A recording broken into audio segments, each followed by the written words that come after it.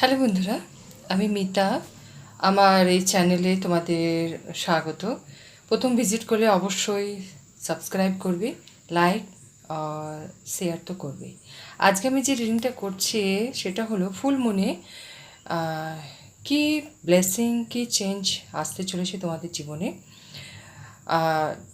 আগামী যে ফুল মুনটা আসছে সেটা খুব ইম্পর্টেন্ট একটা ফুল মুন। লাইফে মেজর চেঞ্জ দেখতে পাবে। তো যেটা মেসেজ আসবে আমি সেটাই বলবো। আর এই মেসেজ মানে এই যে মেসেজটা যে পাবো, যেটা আমি তোমাদের বলবো, সেটা ছেলে মেয়ে সমস্ত ধর্মের মানুষ এবং সমস্ত রাশির মানুষের জন্য। যেখানে তোমার সাথে মিলবে সেটা যতটুকু রেজোনেট করবে সেটাকে রেখে বাকিটা তুমি বাদ দিতে পারো। তো ক্যান্ডেল ওয়াক্স রিডিং আজকে আমি করব। হঠাৎ মনে হলো যে চলো একটা ক্যান্ডেল ওয়াক্স রিডিং করি। প্রথমে আমি বলবো, যারা পূর্ণিমা করো, যারা পূর্ণিমা ব্রত করো, তারা অবশ্যই যত তোমার পূর্ণিমার যত পূজা মানে যত নিয়ম আছে চেষ্টা করবে সকালের দিকেই করে নিতে।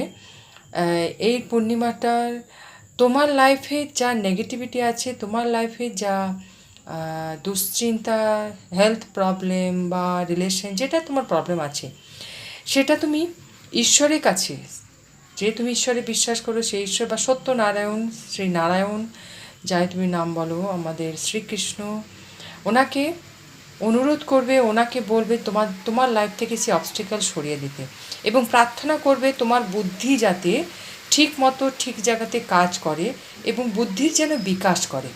দেখো, আমরা টাকা পয়সা ধন সম্পত্তি তো আমরা চাই, কিন্তু আমরা ভগবানের কাছে এটা চাইতে ভুলে যাই যে আমাদের যে বুদ্ধিটা আছে সেই বুদ্ধিটা যেন ভালোভাবে কাজ করে এবং সেই বুদ্ধিটা যেন আমাদের উপকারী যাতে লাগে এবং পাঁচটা মানুষের যাতে উপকার লাগে, মানে বুদ্ধিটা যে সুবুদ্ধিটা যেন থাকে, মানে মানুষের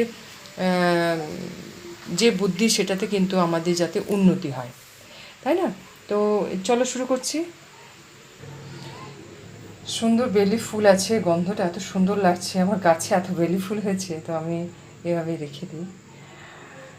দেখো, ফোঁটাগুলো একদম ফোঁটা ফোঁটা করে পড়ছে এবং বড় বড় হয়ে পড়ছে। ফুল মুন তোমার লাইফে কিন্তু খুব ইম্পর্টেন্ট। তোমার প্রত্যেক মাসে যে ফুল মুন হয়, যে পূর্ণিমা হয়, সেই পূর্ণিমা কিন্তু তোমার লাইফে খুব ইম্পর্টেন্ট।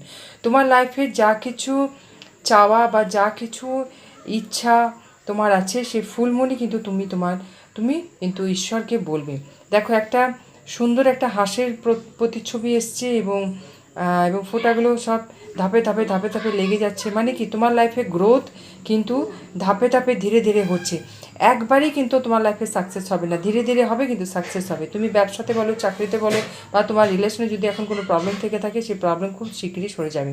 দেখো, গায়ত্রী মাতার কিন্তু তুমি উপাসনা করতে পারো। প্রত্যেক রবিবারে গায়ত্রী চালিশা পাঠ করে তুমি গায়ত্রী মাতার উপাসনা করতে পারো। সেই দিন তুমি একটু নিরামিষ খাবে। এখানে ইউ আসছে, ইউ লেটার আসছে, সি লেটার আসছে, ইউ সি ও, এই লেটারগুলো আমি দেখতে পাচ্ছি, টি এবং আই, এই লেটারগুলো আসছে। এই লেটারগুলো ইম্পর্ট্যান্ট হতে পারে। এবং যে আসছে যে এগুলো, সেটা হচ্ছে তোমার কিছু সম্পর্ক আছে যেগুলো তোমার লাইফ থেকে সরে যাবে। মানে ফুল মুন কী করছে, ফুল মুন তোমার পুরো ক্লেন্সিং করছে। তোমার পার্সোনাল লাইফ, তোমার জীবন থেকে তোমার যে নেগেটিভিটি আছে, যে টক্সিক পিপল আছে, সেগুলোকে তোমার সরিয়ে দেবে। এখন দেখবে অনেক সম্পর্ক বিচ্ছেদ হয়ে যাচ্ছে এবং অনেক সম্পর্ক কিন্তু তুমি মানে তুমি নিজেই সরে আসছো। দেখো, একটা ঈগলের মতো একটা মানে এসছে ঈগল। ঈগল কী করে, ঈগল কিন্তু অনেক দূর থেকে তার নিজের যে খাদ্য আছে সেটা কিন্তু সে ছো মেরে নিয়ে যেতে পারে। তার মানে কি, ঈগলের দৃষ্টি কিন্তু খুব তুখর থাকে। তার মানে তোমার চোখের দৃষ্টি, তুমি যে মানুষটাকে মনে হবে খারাপ, সেই মানুষটাকে কিন্তু তার সাথে তো যতটা পারবে দূরে থাকবে। এবং তোমাকে এখানে ডিভাইন বলছে, তুমি এখন মন তোমার চঞ্চল হয়ে যাচ্ছে, তো তোমাকে ডিভাইন বলছে তুমি তোমার লক্ষ্য, তুমি তোমার যেটা তোমার ক্যারিয়ারের বলো, তোমার পার্সোনাল লাইফে বলো, বা তোমার রিলেশনে যেটা তুমি চাইছো, সেই লক্ষ্য, সেই গোলটা তুমি কিন্তু স্থির রাখবে। সেখান থেকে তুমি সরে যাবে না। এখন লোভানের অনেক কিছুই আসে, কিন্তু সেখান থেকে তুমি সরে যাবে না।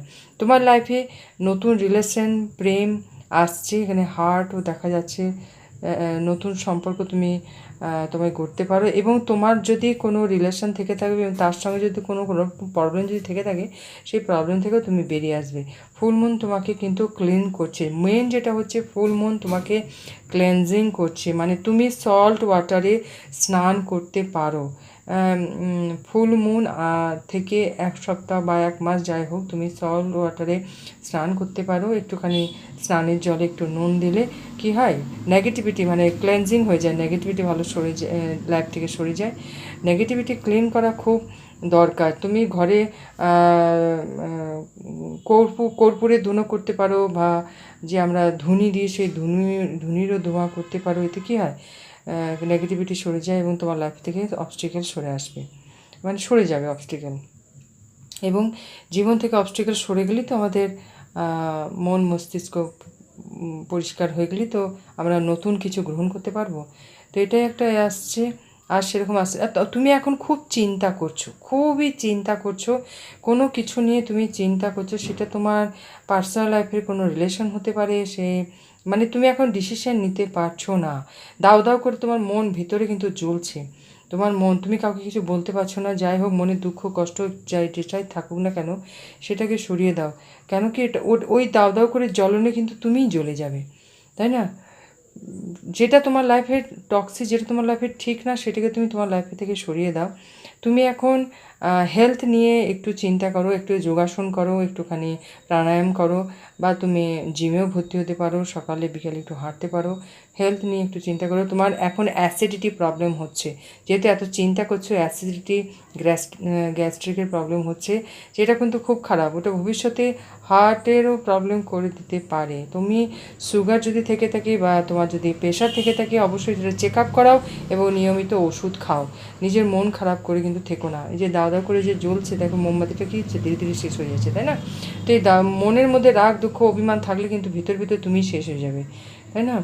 বিভিন্ন রকমের রোগে তোমাকে ধরবে। এগুলো ছেড়ে দাও, বাদ দাও।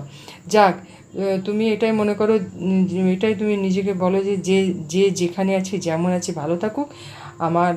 আমি আমারটা নিয়ে ভালো থাকি। এই চিন্তাটা, এই পজিটিভিটিটা তোমার লাইফে থাকা দরকার, তাই না? আর দেখো, সেরকম ফোটা সেরকম কিছু পড়ছে না, খুব ধীরে ধীরে পড়ছে। খুব চিন্তায় আছো, চিন্তাটা করো না। চিন্তাটা চলে গেলে কিন্তু তোমার লাইফ থেকে, তোমার লাইফে স্থিরতা আসবে এবং তুমি এগিয়ে যেতে পারবে।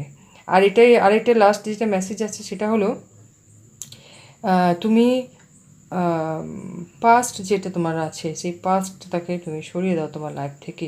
পাস্ট নিয়ে আমাদের সামনে এগিয়ে যায় না। তুমি এখন নাও, মানে প্রেজেন্টে থাকো, প্রেজেন্ট চিন্তায় থাকো।